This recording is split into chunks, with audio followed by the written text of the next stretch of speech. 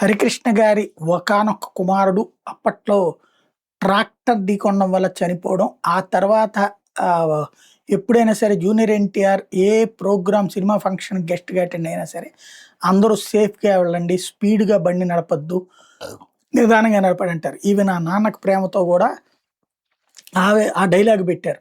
"ఓ స్పీడ్‌గా పోబాక, నిదానంగా పో, మీ ఇళ్లల్లో మీకోసం ఎదురు చూస్తుంటారని." అంతగా ఆహ్, ఆయనకి ఇన్‌స్పైర్ అయిపోయినటువంటి పరిస్థితి ఇంట్లో సంఘటన. అందుకనినే స్పీడ్ డ్రైవింగ్‌తో ప్రమాదాలు జరుగుతాయి అని పదే పదే చెప్తుంటారు జూనియర్ ఎన్టీఆర్.